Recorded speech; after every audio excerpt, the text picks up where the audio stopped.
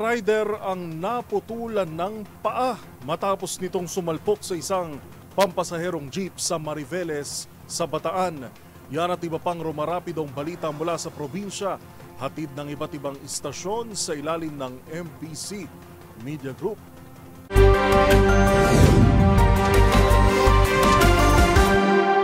Naputol ang paa ng driver ng single motor habang sugatan naman ang dalawang angkas nito nang sumalpok sila sa likurang bahagi ng isang passenger jeep sa Roman Highway, Barangay Alasasin, Mariveles, Bataan.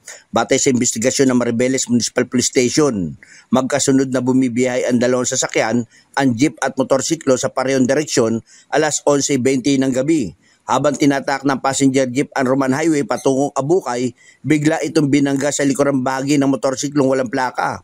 Dahil sa lakas ng impact, naputol ang kanang binti ng 39 anyos na driver ng motorsiklo na may angkas na dalawang babae na edad 21 anyos at 1 taong gulang at nagtamo rin ng pinsala ang dalawang sasakyan.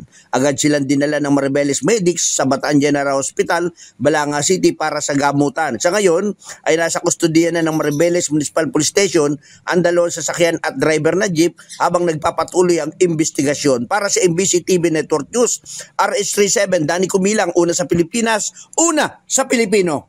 46 anyos na construction workers arestado sa drug by bust operation sa Mabini, Pangasinan. Nasa kustodiya ngayon ng Mabini Police Station ng isang 46 anyos na construction workers matapos masakote sa by bust operation. Batay sa ulat ni Mabini OIC Chief of Police Major Jade Macaraig, nagsagawa ng by bust operation ang kanyang mga tauhan sa Drug Enforcement Unit sa Barangay Poblacion alas 10:20 ng gabi, kung saan isa ang nagkunyaring buyer at binentahan ng suspect ng dalawang plastic sachet na naglalaman na hinihinalang Cebu kapalit ng mark money at agad itong inaresto. Ang nakumpiskang illegal na droga sa suspect ay tumitimbang ng humigit kumulang 0.06 grams at may street drug price na 4,216 pesos. Naharap nga ng suspect sa kaso ng paglabag sa Republic Act 9165 o the Comprehensive Dangerous Drug Act of 2002.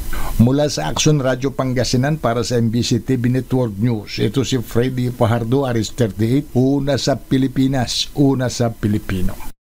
Pinaghahanap ng otoridad ang isang lalaki na agad na tumakas matapos ang walang habas sa pagpapaputok ng kanyang baril sa San Pedro Barangay Lapinig del Sur, Lapinig Norte, Samar. Nabahala at naalarma ang mga residente at isinumbong sa pulis ang nasabing suspect.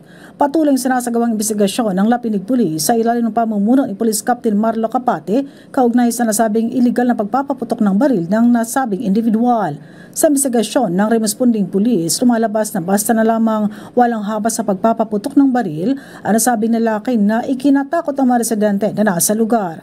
Ngunit kagad itong tumakas patungo sa hindi matukoy na direksyon, dala ang kanyang baril. Mula sa pinangyarihan ng insidente, na-recover ang isang basyo ng bala ng caliber 45. Ang nasabing ebidensya ay dinala sa impilan para sa swastong dokumentasyon at tamang disposisyon. Patuloy naman na nagsasagawa ng investigasyon ang PNP at patuloy na tinutugis ang nasabing suspect. Mula sa Action Radio Katarman, para sa MBC TV Network News, RH34 Jane Galit Bantayan ng DZRH, una sa Pilipinas, una sa Pilipino.